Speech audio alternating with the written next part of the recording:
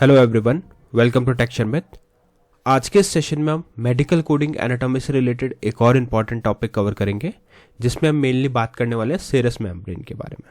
ठीक है, इससे पहले हमने बॉडी कैविटीज़ को डिटेल में समझा कि कौन कौन से टाइप्स की बॉडी कैविटीज़ रहती है, उनका क्या इंपॉर्टेंस है और कौन कौन से उसके सब कैटेगरीज रहती हैं। राइट, अब जो सेशन है वो उसी के कंटिन्यूशन में है, जहाँ हम मेनली बात करेंगे सेरस मेम्ब्रेन के बारे में।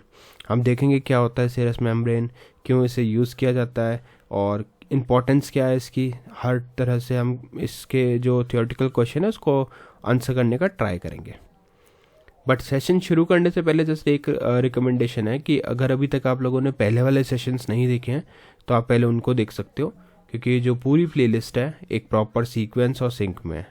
तो अगर आप उसको सिक्वेंशली ही फॉलो करोगे तो और भी ज़्यादा इजी रहेगा आप लोगों के लिए ऑन गोइंग टॉपिक को समझना और उसको इम्प्लीमेंट करना।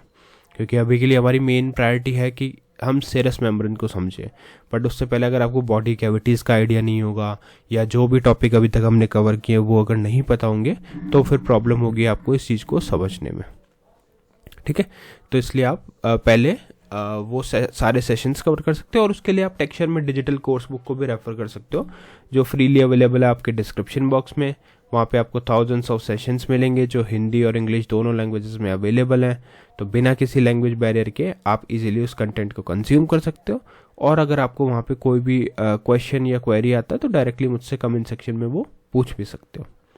ठीक है, तो अभी स्टार्ट करते हैं सेशन को और देखते हैं डेफिनेशन सेरस मेम्ब्रेन की क्या होती है। सेरस मेम्ब्रेन, तो यहाँ हमने क्लियरली लिखा हुआ है serous membranes are a thin smooth double layered membranes that line the walls of the closed body cavities and cover the organ contained within those cavity। ठीक है, तो ये क्या होता है, एक थिन सॉफ्ट और डबल लेयर्ड मेम्ब्रेन होती है जो कवर करती है and cover the organs contained with in those cavity. तो जो भी कैविटी की वॉल होगी उसके नियर बाय ये रहती है और उस कवर करती है किसको, ऑर्गन को, जो ऑर्गन भी उस कैविटी में कंटेन किया हुआ है उसको कवर करती है। क्लियर, तो सिंपल वर्ड्स में आप कह सकते हो serous membrane are slippery moist lining sheets found inside the ventral body cavities that reduce the friction between organs and the cavity walls, allowing organs to move freely during their normal function. ठीक है, तो ये क्या करता है, friction को reduce करता है जो भी ऑर्गन वॉल है या कैविटी वॉल है उसके बीच में, और साथ में ये भी मेक श्योर करता है कि जो भी उनका मूवमेंट है उसको फ्रीली अलाउ करे, जैसे कि वो नॉर्मल फंक्शन करना चाहते हैं उसी वे में वो उसको फ्री मूवमेंट प्रोवाइड करें। ठीक है, तो यही हम कंक्लूजन निकालेंगे कि serous membrane a thin double layered membrane lining close body cavities and covering their organs producing a lubricating fluid between those its two layers. ठीक है, तो ये हमारा एक कंक्लूजन हो गया। तो इससे हमें इतना तो पता चल गया कि सेरस मेम्ब्रेन क्या होता है, डेफिनेशन क्लियर हो गई। अब जब भी डेफिनेशन क्लियर हो जाती है तो नेक्स्ट क्वेश्चन जो आता है हमारे पास वो यही आता है कि क्यों ये इतना इंपॉर्टेंट है। ठीक है, हमें डेफिनेशन क्लियर हो गया कि क्या है ये, बट इसकी इंपॉर्टेंस क्या है, क्यों इसे हमें पढ़ना इतना इंपॉर्टेंट है, अब वो देखते हैं। तो यहाँ पे मैंने बहुत सारे इसके इंपॉर्टेंस लिखे हुए हैं, जैसे why are serous membranes important. Serous membranes serve several critical function like reduce friction, जैसा अभी हमने डिस्कस किया था कि ये फ्रिक्शन को रिड्यूस करता है। कैसे, organs like the heart, lung and intestines are constantly moving without lubricating.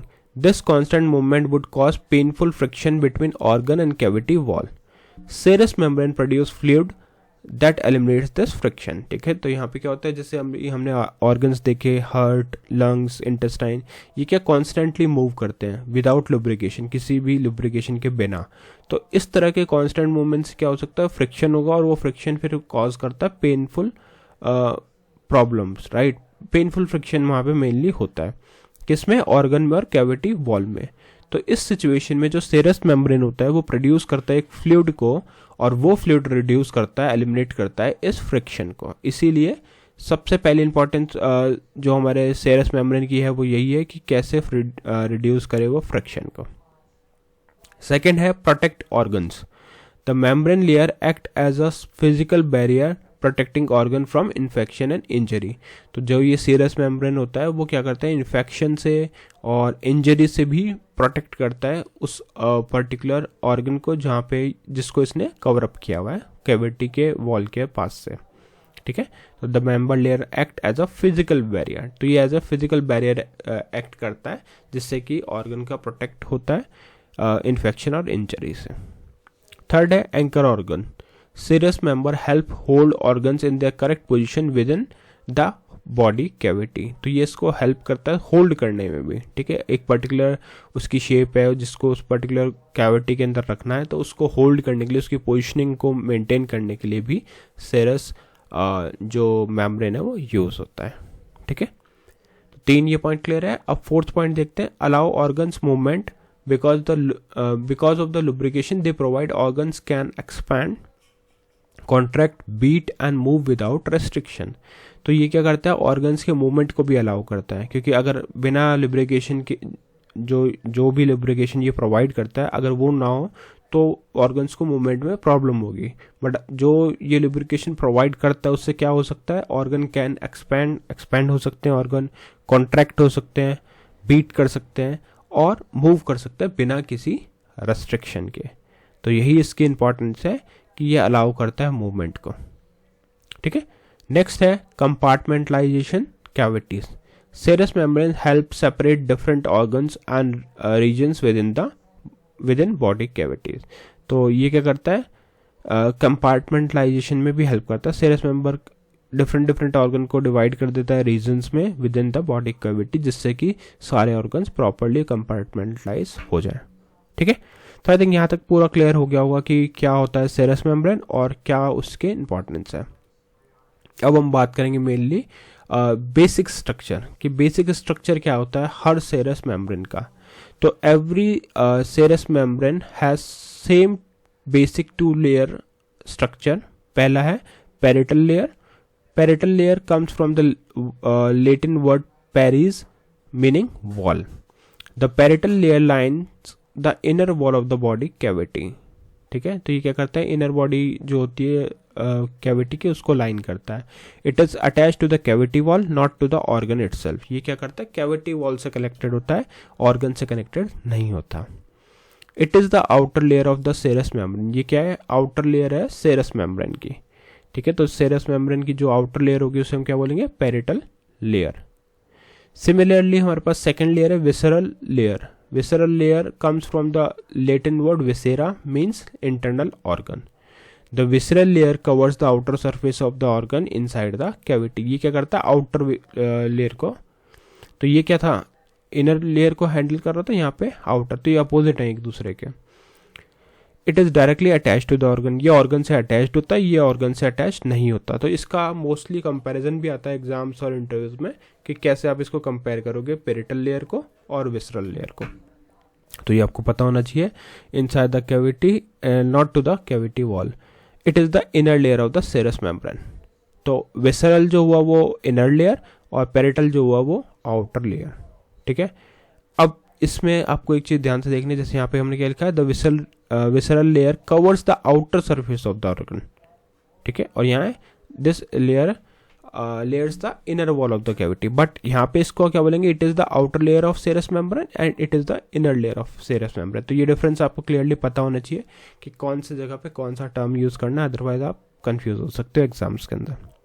ठीक है, अब नेक्स्ट बात करते हैं यहाँ पे एक इंपॉर्टेंट जो है serous fluid. Between the 2 layers, between the parietal and visceral layers is a very small potential space filled with the film of fluid called serous fluid। ठीक है, तो दोनों layers के बीच में serous fluid available होता है। Serous fluid is a clear watery lubricating fluid produced by both membrane layer। It is similar composition to blood plasma। तो blood plasma की तरह ही इसका composition होता है जो वहाँ पे दोनों layer के बीच में as a fluid work करता है। Its only purpose is lubrication to allow the 2 membrane layers slide smoothly over each other। तो ये मेनली lubrication के लिए ही काम आता है, जिससे कि दोनों जो layers हैं वो slide कर सकें smoothly।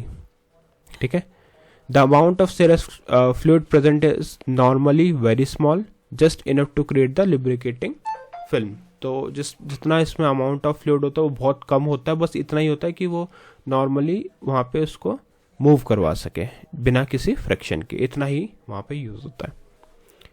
अब अगर हम बात करें की कॉन्सेप्ट की, तो serous membranes are close membrane. Serous membranes only line closed body cavities that do not open to the outside of the body, सिर्फ ये उसी को कवर करता है।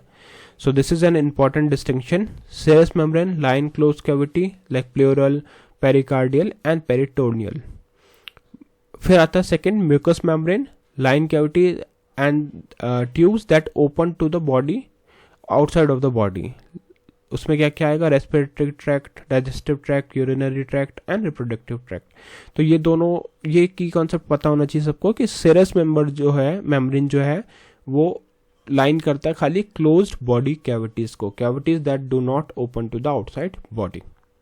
ठीक है, अब इतना सब कुछ हमने स्टडी किया, अब जस्ट इसको कंक्लूड करेंगे कि कैसे इसको हमें याद रखना है। ठीक है, तो यहाँ पे आप देखोगे, think of serous membrane like a double walled water balloon.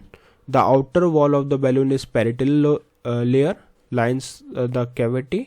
The inner wall of the balloon is visceral layer. The water between the two walls serous fluid. ठीक है, तो ये तीन चीज हमें पता होनी चाहिए।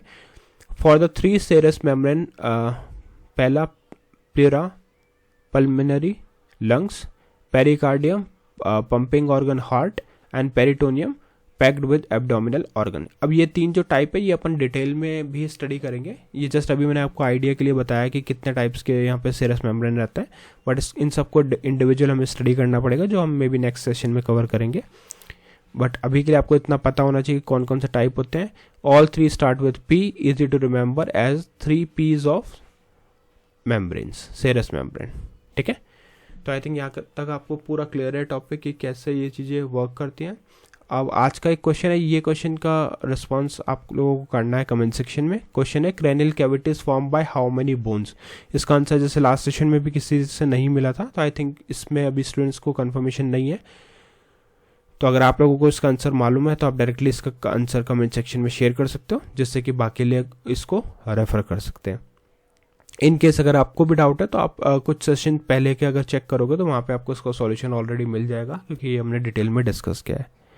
तो वो देखकर आप लोग अपना नॉलेज शेयर कर सकते हो कमेंट सेक्शन में, जिससे कि बाकी लोग उसको रेफर कर सकें।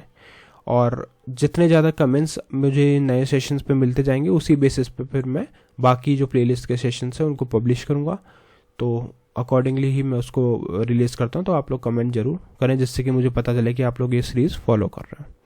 तो आज के लिए इतना ही था, नेक्स्ट सेशन में बाकी टॉपिक डिस्कस करेंगे। तो thank you for watching take share में।